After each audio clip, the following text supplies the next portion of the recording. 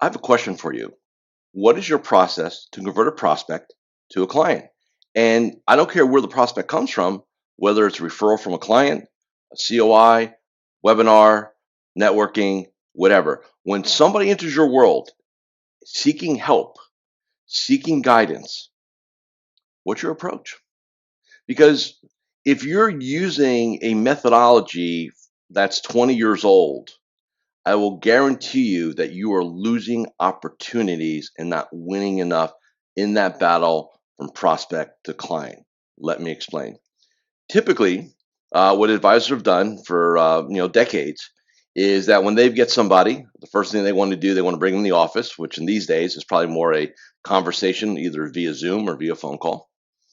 And then what do? We want to get right into the portfolio, right? And so you get right into the portfolio. Maybe you're doing like a second opinion, and so I have one meeting, and then maybe maybe you have them come back in a week, and you'll do your findings, and you'll basically want their money, right? Let's ACAT in, let's open up an account, let's do things. That is, in my mind and my experiences, absolutely prehistoric.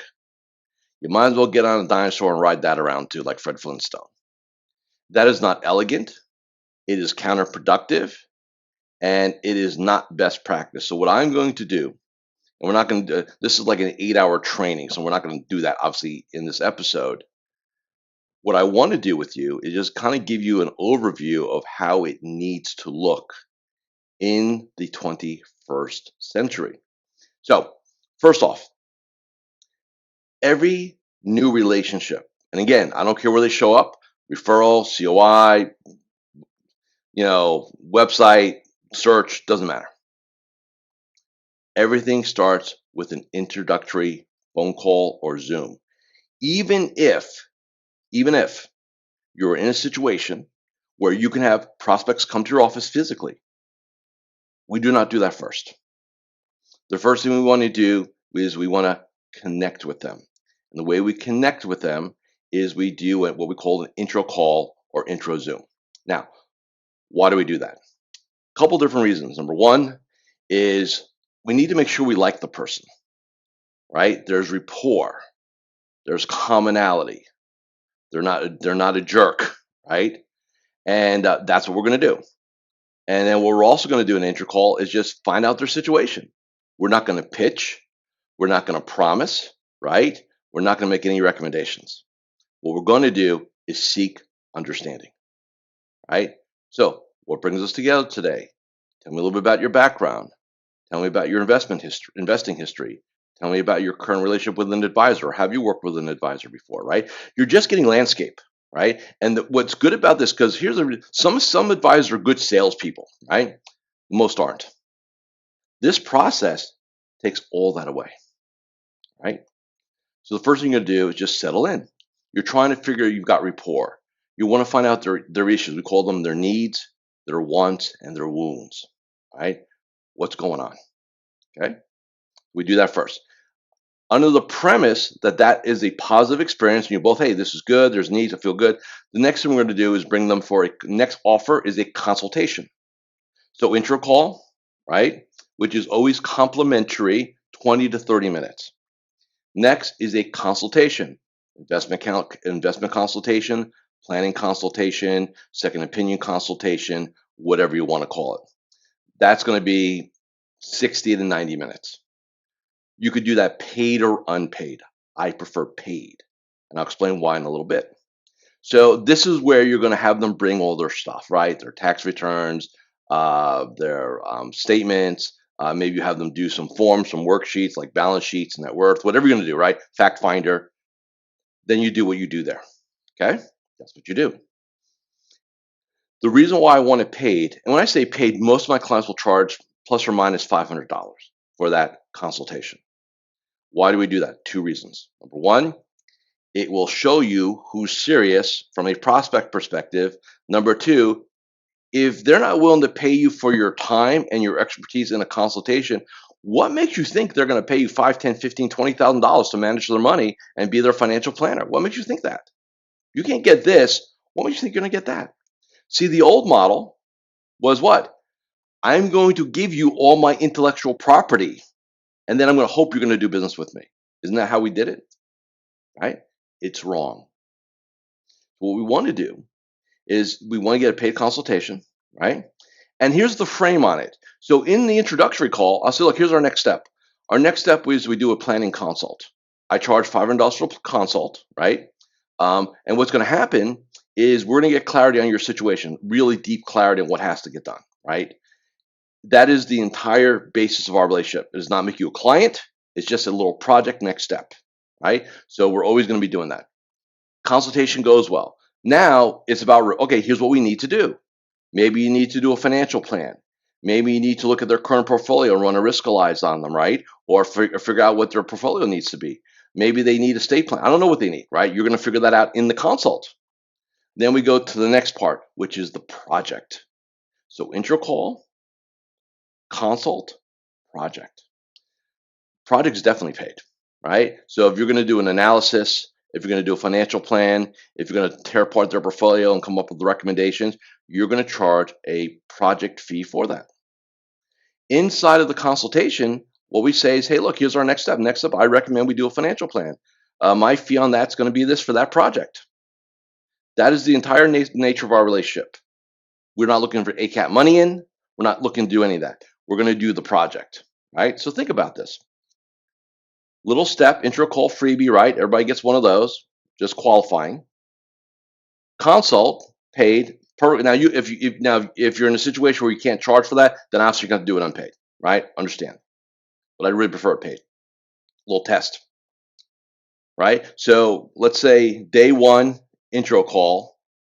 A week later, we're doing the consult, day 7, right? We do the consult. Now we're going to do the project. Well, projects can take several weeks, right? I mean, you're not going to do a one-day financial plan. So now we're in project mode for several weeks. In this entire window here, what's going on? From intro through project. You're acting as their advisor, and they're in their mind, they're your client, right? Because they paid you in the consult. Mentally, that's rule number 1. Get hired. Any way, shape, or form. Also, this process takes the pressure off an advisor having to be a good salesperson or a really good presenter or a really good objection handle, right? This is just a series of small decisions, right? So now you do the project and you give them your findings, right? Whatever the findings are, financial plan, the analysis, whatever it is. They're going to ask you, what do we need to do to continue to work together?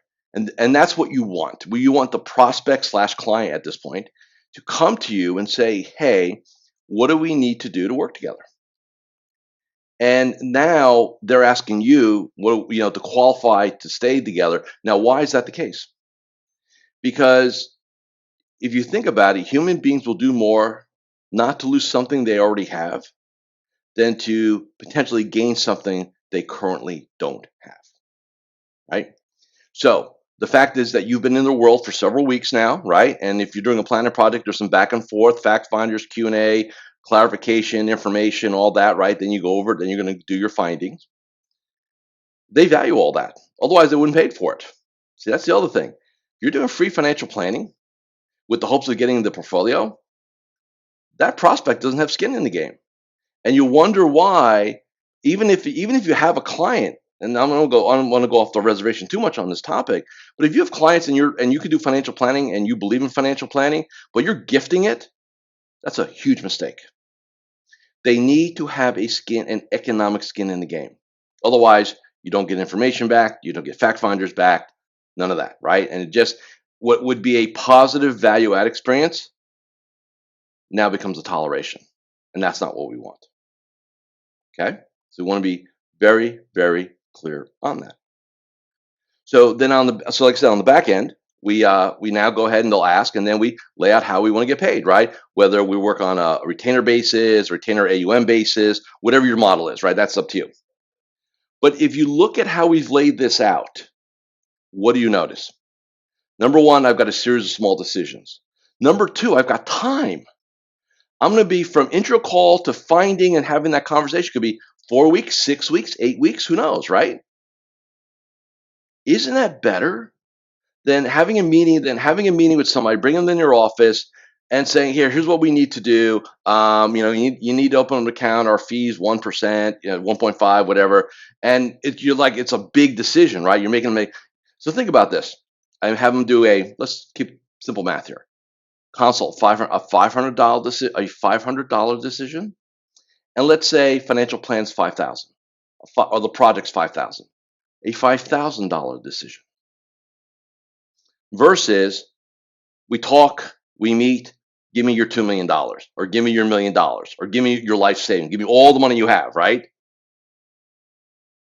Just listen to how that sounds. It almost sounds like crazy, doesn't it? Like, I've known you for a couple hours, I'm going to give you my money, all of it. That's crazy. You think about it from that context. But isn't that what this industry's done for decades? Right? $500 decision, $5,000 decision, $1 million decision. Think about just yourself. Which decisions are easier to make? The $500 decision or the $1 million decision? Simple answer, right? The $500 decision. So why don't you build your prospect to client conversion model on this? I've got my clients running this model. It is highly successful. You get very few objections. It's a natural flow. It's the anti-sales process. And you know what we're doing the whole time? Listen to what I said earlier. Hey, this is the entire basis of our relationship. This is the entire basis of our relationship. So it's not like I'm even like pushing off a little bit, right? Like saying, hey, this is as far as it goes. Like, hey, let's get through the consult first. Hey, let's get through the project first, right? Then we'll talk about it. Like I want them to come to me with this. Now, some of you are saying, well, what happens at the end, Joe, when we do the findings of the project, right, and stuff like that? There's really only two possibilities. Number one, they may think about doing it themselves. And if you've done a plan, that's their right to think about that. They've paid for the plan, so it's their work product. That's about 5% of what we see. There's a reason why. Think about it. When they did the consult mentally, when they stroked that check or gave you that credit card for the consult, they basically half hired you. When they hired you for the project, they hired you. So once the project starts, in their mind, you occupy, guess what? You occupy the position of being their financial planner / advisor. They view you as that person now. That is now your identity to them. And isn't that better than being a prospect and having to chase them down, right? Think about this. The last thing any of us want to do is talk to somebody, feel like we can really help them, they need the help, and then we put these we have a stupid process, we make them make big decisions, it stresses them out. And remember something, if a human being is not clear on taking an action, what do? They don't take the action. If a human being's confused, they can't go forward. So remember, the bigger the decision, the easier it is to get confused. The easier it is to say, let me think about it. I don't know, let me get back to you. This radically reduces risk several ways. Number one, you're not going to be surprised when you get them and say, oh my God, why take this client on? They're a total nightmare. You're going to know in the financial planning, wherever that project is, you're going to know how they behave and you're going to decide whether you want them or not, right? Because you're going to be interacting with them or your team, you and your team. The other piece is that you really get a sense of truly what their needs are. So inside of the relationship going forward, you're going to be able to serve them at the highest level. Next, you'll get more referrals because they will tell their friends how you operate. Oh yeah, I got referred to this planner / advisor, and we had a great conversation, and then we did a consult, and then we did this, and it was very good. I didn't feel like I was pressured. We took our time. Just it opens up the referral doors. The other thing it does for you, when you're talking to your COIs, CPAs, attorneys, whoever else, and you talk to them about how you now deal with people. And let me explain when you refer somebody to us, let me explain how we work. Number one, we're going to have an introductory phone call or Zoom. Number two, if that goes really well, I'm going to invite them in for a consultation. I charge $500 for that consultation. Here's what we're going to do inside that consultation. Number 3, if out of the consultation there's projects to be done, I will give them a quote, a fee for doing those projects. We're not going to worry about their assets. We're not going to worry about rolling over their 401k or anything like that right now. Right now, we're going to do these projects. And then after all that's done, if it's mutually agreed that, hey, this is something we want to continue on, then I will go ahead and give them an opportunity to hire me ongoing as their financial advisor, financial planner. Does that sound like a good process to you?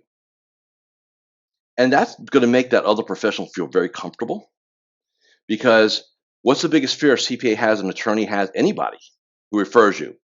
That their person they're referring is going to have a bad experience. That the person they're referring is going to feel like you're dropping a sales hammer on them, right? We eliminate all that.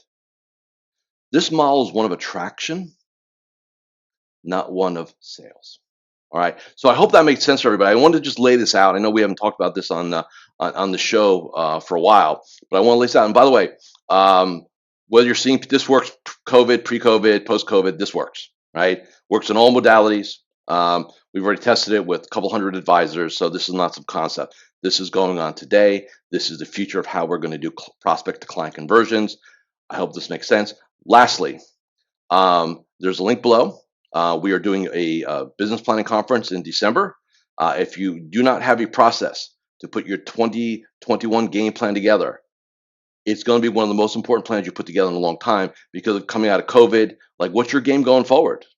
Like, you need to have a game plan. You do not go into 2021 just kind of, let's see what happens. That's not an outcome. All right. So thank you for listening and watching this episode of the Magellan Network Show. Have a great week. So there you have it. If you really enjoyed watching this episode, go ahead and subscribe to the Magellan Network Show with Coach Joe here on YouTube. And remember, I'm always here to help you become a better entrepreneur, business owner, and financial advisor. With that, I'll see you next time on the Magellan Network Show with me, Coach Joe. Take care and goodbye.